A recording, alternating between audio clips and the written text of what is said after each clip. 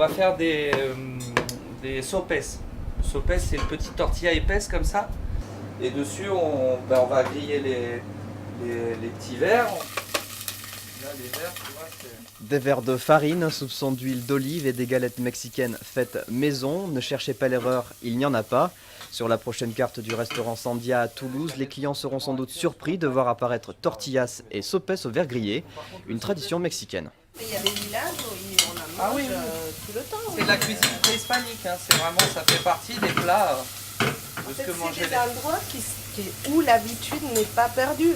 En fait, a perduré malgré les conquêtes, malgré les années. Et c'est que maintenant que les citadins y reviennent à manger. C'est un luxe, quoi. Dans les restos, c'est dans les restos classe au Mexique que tu vas manger. Mais moi, à la campagne, j'ai mangé des œufs de fourmis. Ça se fait dans les restos classe à Mexico, mais dans les campagnes, les gens ils mangent les œufs de fourmis. D'accord. Et c'est un truc incroyable. C'est fabuleux. Ils appellent ça le caviar mexicain. On va vous mettre un petit peu de guacamole. On dit guacamole. Guacamole. Guacamole. Parce que tu prononces toutes les lettres en espagnol, donc le E. Les Et en plus, tomates. vous allez goûter avec du mezcal. Ah bah alors ça, parfait, j'ai jamais goûté. Ton tacos. Donc, ce que je suis prêt à faire pour les gens qui regardent. Hein. Alors c'est vraiment loin d'être surprenant. La texture est vraiment différente en fait. Ouais, c'est exactement ce qu'on disait, au niveau de. Après, il faut que tu les goûtes tout seul. Parce que là, en plus, c'est vrai que dans les tacos, avec la sauce, tout ça. Cédric. Et c'est vachement fin et vachement subtil quoi. Franchement, c'est super. C'est terrible. C'est trop bon. Non, ouais, c'est trop bon. Mais moi-même, quand je les ai goûtés, c'est les cuisiner qui est difficile. Mais Ah après, ouais pour les manger. Mais avant d'en arriver là, il a fallu partir de zéro. Aujourd'hui, l'équipe de Micronutrice, entreprise pionnière, est la première en Europe à produire des insectes pour l'alimentation humaine. Donc, ce qu'on va voir ici, donc, ce sont ce que nous on appelle des bacs de croissance de grillons.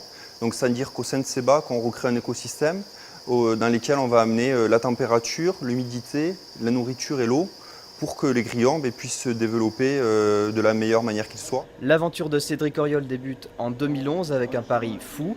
Remplacer nos bonnes vieilles bavettes sauce poivre par des grillons à la citronnelle ou encore des verres de farine en beignet. Avec une population mondiale en perpétuelle augmentation, la problématique de l'alimentation envahit les débats. Une aubaine pour l'entreprise toulousaine qui compte bien apporter une solution radicale. Avec 10 kg de végétaux, on va pouvoir produire environ 1 kg de viande bovine. Et avec ces mêmes 10 kg de végétaux, on va pouvoir produire jusqu'à 9 kg d'insectes. C'est-à-dire qu'avec la même nourriture initialement, on va produire 9 fois plus d'insectes. Là, dans un bac là, qui va bientôt être trié, qui n'a pas été encore trié, donc il y a les divers stades de développement que je vais vous montrer. Donc en fait, le ver de farine, c'est le nom commun, ver de farine, mais en fait c'est la larve d'un petit scarabée. Et ensuite, une fois que ça va être la nymphe, ça va redevenir l'adulte, qui va repondre des œufs, qui va faire la larve, qui va faire la nymphe, etc. Bien que consommé régulièrement par plus de 2 milliards de personnes à travers le monde, l'insecte commence tout juste à bousculer les habitudes alimentaires occidentales.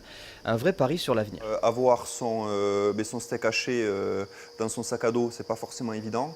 Par contre, avoir sa portion d'insectes dans son sac, c'est beaucoup plus simple. Et donc, moi, je suis persuadé et convaincu que l'insecte, en plus d'amener des protéines nécessaires, il va s'inscrire dans ces modes de consommation futurs. Un futur qui semble déjà écrit. Aujourd'hui, le carnet de commandes de Cédric Auriol ne désemplit pas. Avec 1 tonne de production par mois en novembre 2013, l'entrepreneur envisage de la multiplier par 10 d'ici 1 an. Un véritable défi quand on sait qu'en moyenne 6 entreprises de ce genre ouvrent tous les mois avant de refermer quelques semaines plus tard. Merci beaucoup. Salut. Salut. Salut. Salut. Salut.